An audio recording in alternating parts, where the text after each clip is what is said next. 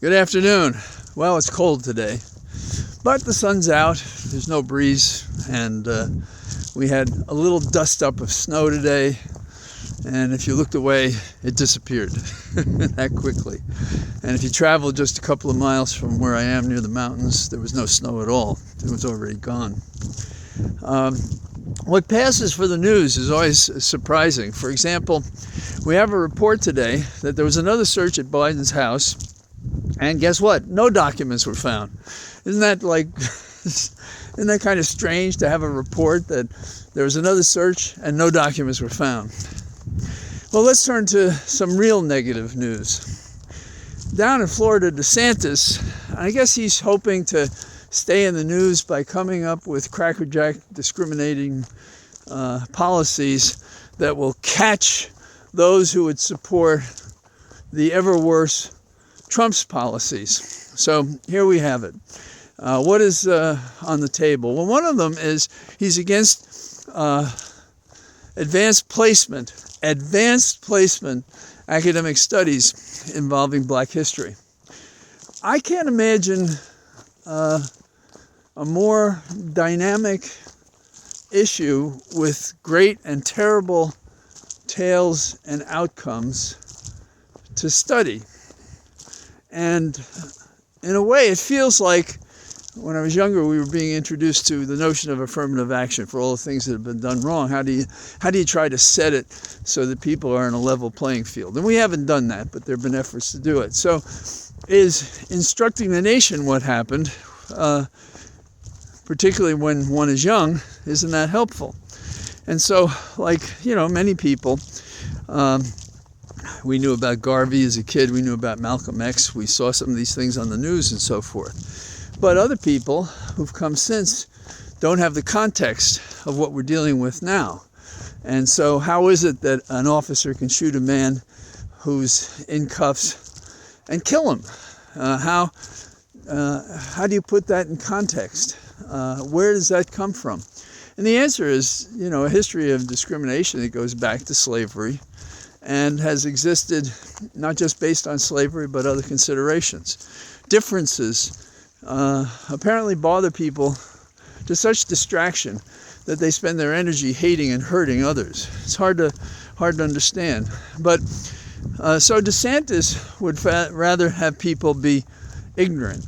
And another policies he's announced is to cut out of the educational system in Florida all diversity and equity programs. Isn't that something? And then they've also had this problem about books, So what have they done? They have said that teachers can even be prosecuted based on the books they have in their classroom. So the teachers are putting the books in paper. They're covering them. Brown paper is one of the things I remember from school. When you didn't have wrapping paper, you used the bags that you brought your groceries home with. So the books in the classrooms are being wrapped in brown paper wrappers. What does that sound like? It can't be that long before we'll be burning books. That's who DeSantis represents. Fascist, authoritarian, my way or the highway, worse, my way or jail. And it also shouldn't surprise us that the Tyre Nichols presents no problems as far as DeSantis is concerned. And we don't have any agreement with Republicans on the Hill to do anything about it. And one of the frequent remarks that I heard by elected representatives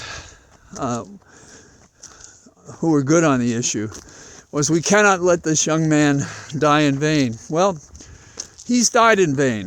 If we don't do anything, he's died in vain, just like all the people before him, either at the hands of police or the hands of gunmen, or discriminated and not gotten jobs. Economic violence is also violence, and there's a pattern across America, and it's institutional. And we have to deal with it.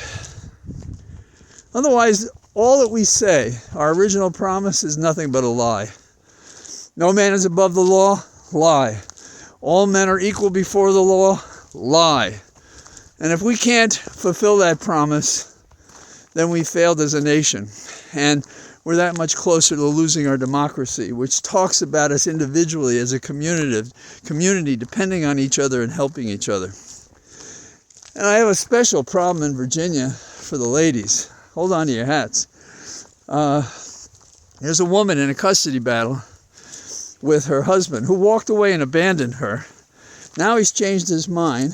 He's come back and he wants to be with the child because he hopes by that he will force her to come back to him. And she's learned a lesson, and she has quite clear as to what she wants and doesn't want. But here's the kicker. She's been breastfeeding her child. World Health Organization, everyone else talk about that being, all things being equal, one of the fine things that you can do. I believe I was. I don't know about my brother, my younger brother. And I have no memories of it, of course. But afterwards, I was told about it. And the court issued an order telling her that the child can be fed by bottle. Talk about usurping the health of a child in a custody battle because the father can't breastfeed. And so this interloping father is coming in and claiming probably, oh, she's using the child as a way to avoid custody. Well, the judge said she has to allow for bottle feeding. Outrageous. This is what our nation's become. If we can't pierce through to the motives of people, including apparently this man's motive to force her to be with him, having been away by pushing this custody battle, what are we dealing with? I mean, it's almost like a failure that if you were the husband and she was bottle feeding, and she, as I understand it, she has bottle fed before. She can't pump. For those of you out there who may have been saying, well, why doesn't she pump? Well, she produces too little milk. So pumping doesn't work. And maybe there's a way to change that, but that's the way it's been. So here we have forces in America, on and off the bench, in and out of politics, in and out of presidential politics, who would compromise our equality, who compromise our First Amendment right of access to information and to speak freely and read and be free in these matters, including the adult teachers who have these books in their classroom. And now we have an added rung to custody battles that if the mother is breastfeeding, the child may be torn away from her. Maybe not literally, but effectively, because the father has no way to supply breastfed milk, and so the child must be on a bottle. What father wouldn't care to have the child have the best circumstances? There has to be a way that if he's really serious, they can work this out, especially when we're talking about custody during the period before the matter's been settled. He probably makes me feel like this is a point of issue that if I were a judge, I'd be saying, if you can't do something about this, I'm not so sure that you should have any custody of the child. If the child's well-being is not paramount and one of the critical elements of all domestic relations cases, then what the hell are you doing? So, that's what I have to say on this day in my cathedral of trees, and I hope all's well with you, and I'll talk to you tomorrow.